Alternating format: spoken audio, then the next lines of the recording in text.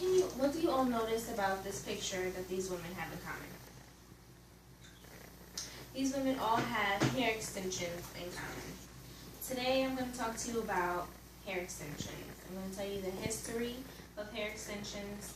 I'm going to talk about the different type of hair extensions, and I'm going to talk about the different ways to install the hair extensions. According to allhairnetwork.com, hair extensions are lengths of either real or synthetic hair that can be affixed to your scalp through a number of systems. The history of hair extensions can be dated back as far as the Egyptian times. For women, they used it for cosmetic adornment, and the men would shave their heads and apply wigs to prevent lice. Now I'm going to talk about the different types of hair extensions. The first one I'm going to talk about is synthetic hair. It is made up of different monofilament fibers to resemble human hair. Synthetic hair can be inexpensive. It's the cheapest of the three that I will be talking about today. It burns with high heat, and it frizzes easily. The monofilament fibers are pretty much plastic, so if you apply curling iron, blow dryer, or anything with heat, it can melt because it's pretty much plastic. Now I'm talking about processed human hair. Processed human hair goes through a process so it can achieve the look that consumers want. For example, the curly hair had to go through a process, the straight hair and the wavy hair has to go through a specific process to get that look. Processed human hair is also 100% human hair, so it's more expensive than synthetic hair, and it can last from 6 to 12 months. Next, I'm going to talk about virgin human hair.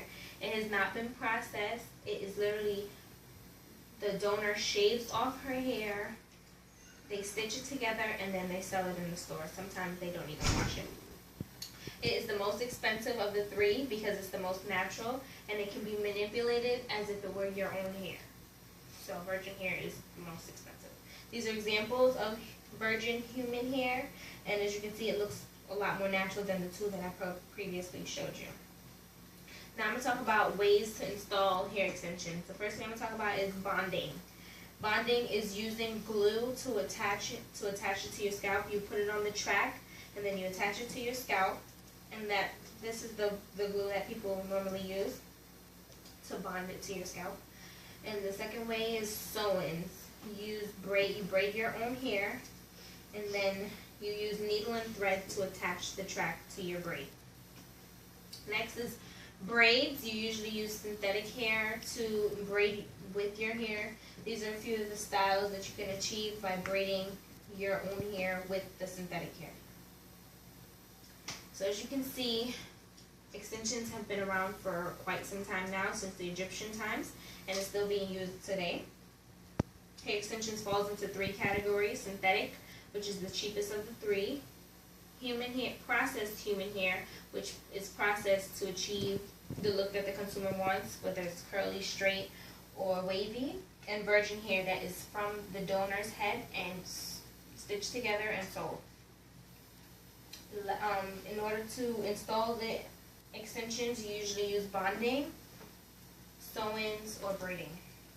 I think this presentation is important to you because you may know somebody who has been going through cancer and needs chemotherapy, and the extensions is another way that they can use to feel confident about themselves.